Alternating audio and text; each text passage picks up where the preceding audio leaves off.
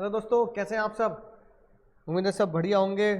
और जो ये सीरीज़ मैंने चलाई है और आपकी मदद करने के लिए जो मैं काम कर रहा हूँ, उम्मीद है आप इसे अप्रिशिएट भी करेंगे दोस्तों, और अपने दोस्तों को बताएंगे भी कि हमेशा उनकी ही अप्रिसिएशन ज़रूरी नहीं होती जो टॉप कर जाते हैं।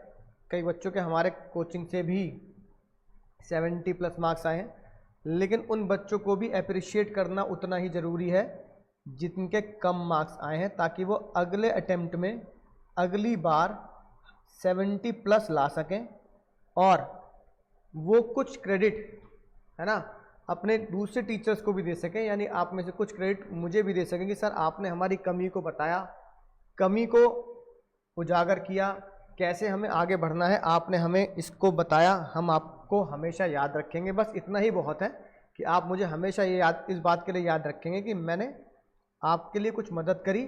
और मैं ये इसलिए कह रहा हूँ क्योंकि एक बच्चे का बार बार मेरे पास मैसेज आ रहा है, तो मैं इसलिए आपको बता रहा हूँ। सर वो कह रहा है सर आप फीस बता दीजिए कि मेरी कमी बताने की, इस कॉपी को रिव्यू करने की रिव्यू फीस क्या है।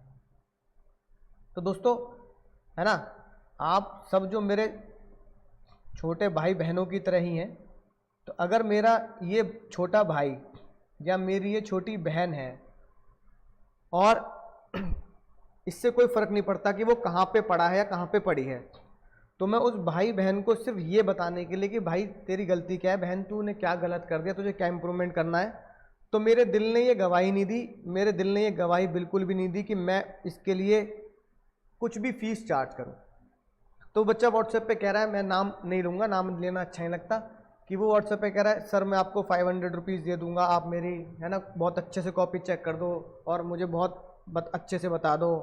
आप ज़्यादा कहोगे तो मैं ज़्यादा भी दे दूँगा, बस मेरी कॉपी आप बता दो ताकि मैं लॉ में अच्छे से मार्क्स ला सकूँ, इम्प्रूव कर सकूँ। तो मैं भाई आपको बताना चाह रहा हूँ कि आप मुझे क्या किसी को भी 500 दो या 1000 रुपये दो कॉपी रिव्यू करने के मैं कोई फीस नहीं ले रहा। मैं तो आपको, है ना, बिल्कुल सिंपल तरीके से बताता जा रहा हूँ कि गलतियाँ क्या है हर बच्चे की, बताता जा रहा हूँ। कोई फीस का कोई लालच नहीं है। मैं इतने सालों से पढ़ा रहा हूँ और इतने बच्चे हम पढ़ा लेते हैं कि हमें एक्स्ट्रा फीस की ऐसी कोई रिक्वायरमेंट नहीं है ना। हम उसी में अच्छे से खुश हैं और अपना जीवन, अपना घर परिवार अच्छे से चला रहे हैं। तो इस चीज़ की कोई फीस मुझे बनती नहीं है और ना मुझे चाहिए। आप बस इसको शेयर कर रहे हैं, सब्सक्राइब कर रहे हैं, लोगों के साथ, दोस्तों के साथ भलाई कर रहे हैं, मेरी बात दूसरों तक पहुंचा रहे हैं, यही मेरी फीस बराबर है कि आपने मुझे सुन लिया और फीस दूसरों तक बता दी। फीस देकर या कुछ कर कोई मुद्दा नहीं है। असली मुद्दा यह है भाई कि जितनी ज़्यादा राइटिंग प्रैक्टिस करोगे उतनी ज़्यादा लॉ के प्रोविज़न में पकड़ होगी, और जितनी पकड़ लॉ के प्रोविज़न में होगी, है ना, जितनी पकड़ लॉ के प्रोविज़न में होगी उतने ज़्यादा हाई मार्क्स आने की संभावना है। तो दिलो जान से सेक्शंस को याद करने की कोशिश करें, केस लॉ को याद करने की कोशिश करें। जितनी भी कॉपी मैंने रिव्यू करी है, चेक करी है, उन सब में आपने एक चीज़ कॉमन पाई होगी, जिस बच्चे ने सेक्शन और केस लॉ लिखा है उसको हाई मार्क्स मिले हैं, उसको उस क्वेश्चन में हमेशा से ज़्यादा मार्क्स मिले हैं। अब आपकी भाई कॉपी चेक कर लेते हैं, जिस भी बच्चे की ये कॉपी है ना। आपके बाद सीधा मुद्दे पे आते हैं। No reveal, no name reveal, no coaching reveal. इसी कॉन्सेप्ट के साथ जो भी ये बच्चा है, शायद हो सकता है जो आप देख रहे हो आप ये बच्चे हो, आपकी कमियों को और इम्प्रूवमेंट को मैं बता देता हूँ। पहली इम्प्रूवमेंट ये कि राइटिंग प्रैक्टिस डेली करनी है, राइटिंग प्रैक्टिस डेली करनी है। कुछ क्वेश्चंस, है ना, कुछ बच्चे लिखते ही नहीं है प्रोविजन में, तो ये राइटिंग प्रैक्टिस डेली करनी है। सबसे पहली गलती पहला क्वेश्चन आप हमेशा वो उठाएं जो आपको अच्छे से आता है लेकिन अगर आप पहले क्वेश्चन पर ही काटा पीटी मचा देंगे और उस पूरे पेज को छोड़ देंगे, it creates a bad impression. It really creates a bad impression. एक माइंडसेट होता है, क्योंकि रोबोट कॉपी चेक नहीं कर रहा, मैं कॉपी चेक कर रहा हूं, तो एक माइंडसेट होता है कि पहला क्वेश्चन जो बच्चा करे अपनी स्किल दिखाए, अपनी कला दिखाए, अपनी नॉलेज दिखाए। एंड में तो हमें पता है कि एंड में टाइम नहीं बचता, बच्चों का पेपर छूट जाता है, जल्दीबाजी बच्चा करता है, ये हमें कॉपी चेक करते पता रहता है। एंड में हम उसकी गलतियों को माफ कर देते हैं, यार चल ठीक है, काटा पीटी हो रही है, 10 मिनट बचे हैं, बच्चे के 10 नंबर का पेपर बचा, 10 मिनट में बेचारा जल्दी जल्दी कर रहा है। इट्स अ जेन्युइन प्रॉब्लम, सबकी होती है। लेकिन शुरू के 10-15 मिनट में ही आप ऐसा बैड इंप्रेशन दे रहे हैं, तो ये लाजमी नहीं होता। तो आपको हमेशा वो क्वेश्चन पिक करना चाहिए जिसको आपको अच्छे से आता है, सारे क्वेश्चन जिसमें सेक्शंस और केस लॉ आते हैं। फिर जैसे ही आप क्वेश्चन नंबर 5A पर आते हैं तो मैं 5वें क्वेश्चन की आपके एनालिसिस कर रहा हूं। तो आप देखेंगे पहले क्वेश्चन में कोई मार्क्स नहीं मिले, है ना। इस क्वेश्चन में आपको 2 मार्क्स मिले हैं, इस क्वेश्चन में आपको 2 मार्क्स मिले हैं, वो भी 3 में से। तो ये आपका बेस्ट क्वेश्चन है, ये आपका बेस्ट है, बेस्ट आंसर मैं कंसीडर करता हूं इसको, बिल्कुल बेस्ट आंसर कंसीडर करता हूं। बहुत बढ़िया बात। अगले क्वेश्चन में आपको 4 में से 2 मिले हैं, यानी इस क्वेश्चन में आपको 2 मिले हैं आउट ऑफ 4। ये 2 क्वेश्चन आपके बेस्ट में कंसीडर कर रहा हूं। अब इसमें देखो 3 में से 3 क्यों नहीं आए। देखो बहुत बढ़िया बात जो आपने लिखी, जो बहुत बढ़िया बात आपने लिखी, प्रोविजन लिखा, बहुत अच्छे से लिखा। इसमें क्या कमी रह गई, इसमें सेक्शन कोड करने की कमी रह गई। पहला क्वेश्चन हमेशा वो करो जिसमें सेक्शन और केस लॉ आपको याद हो है ना, right. Implied condition as to merchantability, अब देखो इसमें लॉ देखो, means there is a implied condition where goods are in merchantable nature. तो ये कोई लॉ है ही नहीं, there is no provision like this, ये कोई लॉ है ही नहीं बाबू। अब बताओ, ये कोई लॉ है ही नहीं, और अगर लॉ ही नहीं है तो तुम लिख क्यों रहे हो। लेकिन फिर भी तुमने इसके फैक्ट्स बहुत अच्छे से लिखे हैं, कंक्लूजन अच्छे से लिखे हैं, फिर भी इसका लिहाज कर लिया नहीं। एग्जामिनर ये वाला कॉपी चेक करने वाला बहुत अच्छा था, उसे 3 में से 2 लिख दिए। अब आप कहोगे सर कमी बता दो, जब मुझे लॉ मैंने लिखा ही नहीं तो फिर मैं इसमें लिखता क्या। अब देखो लिखते क्या, आपके पास कोई भी किताब हो, कोई भी किताब हो, चाहे ICI की किताब से पढ़ रहे हो, अपनी कोचिंग किताब से पढ़ रहे हो, है ना, तो आपकी किताब में हमेशा ये चीज़ आपको लिखने के लिए देखी होगी, मर्चेंटेबल क्वालिटी, सेक्शन 16(2)। 16 भी याद हो, थोड़ा सा इंप्रेशन जमाने के लिए हम लिख सकते हैं as per the provisions of section 16, है ना। Where goods are bought by description from seller who deal with those goods, there is a implied condition that goods shall be merchantable quality, ये लिख दिया। फिर इसका कम से कम 2 एग्जाम्पल लिख दिए। मर्चेंटेबल का मतलब होता है यूजेबल, यानी कि अगर मैं पेन लेके आ रहा हूं तो चले, AC लेके आ रहा हूं तो कूल करे, घड़ी लेके आ रहा हूं तो टाइम दिखाए। ये आप एग्जाम्पल के तौर पे लिख सकते हैं। बताओ इस इतने बड़े डेटा में से आपने कुछ नहीं लिखा भाई, आपने कुछ नहीं लिखा, सिर्फ क्या लिख दिया, सिर्फ आपने लिख दिया इतनी सी लाइन कि there is a implied condition which is a merchantable quality. Merchantable quality मतलब एक इंप्लाइड कंडीशन है कि मर्चेंटेबल क्वालिटी हो, तो नंबर कैसे मिल जाएंगे, क्योंकि प्रोविजन लिखा ही नहीं ना, नो प्रोविजन रिटन, समझ गए। बाकी फैक्ट्स और कंक्लूजन बहुत अच्छे से भी लिखे हैं तुमने, राइट, इसलिए तुम्हें 3 में से बेस्ट 2 तो दे ही दिए हैं एग्जामिनर ने। फिर 5B में अगर आए, इसमें देखो कितनी अच्छी बात लिखी, एज पर द सेक्शन 28, बहुत बढ़िया बात लिखी तुमने, बहुत अच्छी बात लिखी। इतना कुछ लिखने के बाद भी शुरुआत ठीक ठाक करी, लेकिन फिर भी ठीक ठाक करने के बाद यहीं अटके रह गए, तो यानी हमें बहुत ज़्यादा इंप्रूवमेंट की जरूरत है, मेहनत हम दिलो जान से करेंगे। यानी तुम्हारी पकड़ मैं समझ गया इंडियन पार्टनरशिप एक्ट पे बहुत अच्छी है, तभी इसलिए तुमने पार्टनरशिप का क्वेश्चन पहले उठा लिया है ना, right. Who person represent himself और knowing permit himself represented as a partner in fact is not his liable like a partner of the firm, ये बिल्कुल परफेक्ट, ये गुड, ये मैं अप्रिशिएट करता हूँ, ठीक लिखी है बात, है ना। इसके बेस पर तो भी क्रेडिट देता हूँ, पार्टनर लायबल होगा। Second define the outgoing partner does not give the public notice also condition, ये पार्टनर बाय होल्डिंग आउट, है ना। तो ये सब तुमने लिखा, अच्छी बात है, इसी के ही 2 नंबर आपको मुझे लगता है मिले होंगे, बहुत अच्छे से लिखी है बात, ठीक है। अब nominal partner means the partner who is no interest in the firm but is considered as a partner. अब नॉमिनल पार्टनर की डेफिनेशन देखो, नो इंटरेस्ट, नॉमिनल पार्टनर की डेफिनेशन तुमने गलत लिखी है। नॉमिनल पार्टनर जो होता है जो अपना नाम देता है, नाम लैंड करता है, ठीक है ना, राइट। और तुमने लिख दिया not liable for any debt, ये गलत लिखा है। नॉमिनल पार्टनर जो नाम दे रहा है उसके नाम पे तो बिजनेस चल रहा है, तो वो थर्ड पार्टी के लिए लायबल होता है। तो यहां तुमने एक प्रोविजन अच्छा लिखा, दूसरा तुमने गड़बड़ कर दिया, है ना। 5B2 की बात करें तो 5B2 में अगर तुम देखो ध्यान से, तो तुम्हारे 5KB2 में बाबू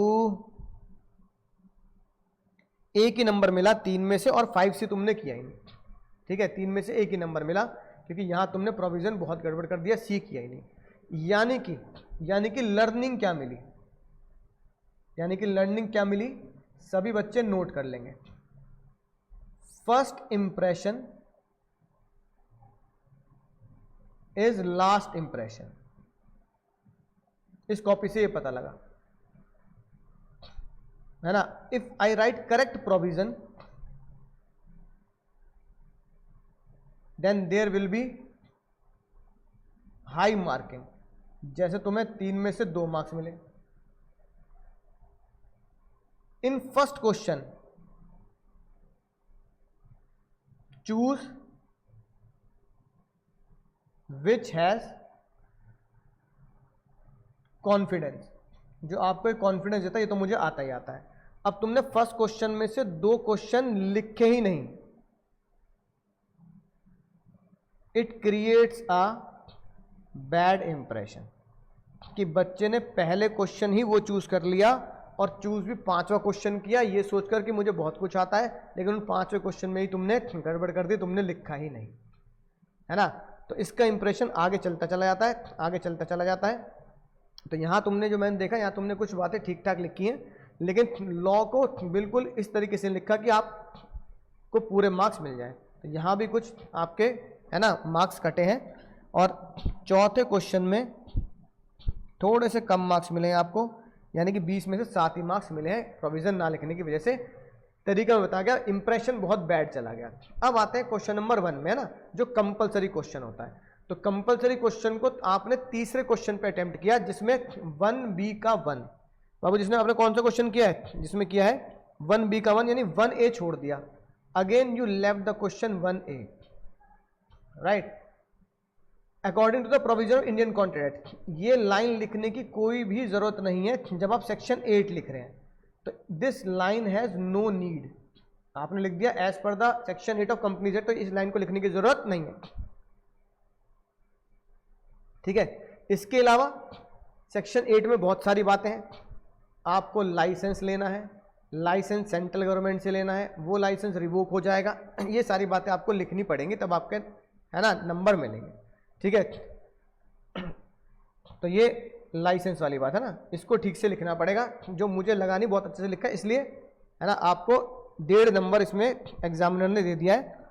तो 1B में आपको मिले बाबू 1A 7 मार्क्स का था, उसमें 1 नंबर मिला। 1B में आपको 3 नंबर मिले हैं, 3 नंबर, 1.5 ये हो गया। उसके बाद कंक्लूजन में जो गड़बड़ करी वो करी है ना।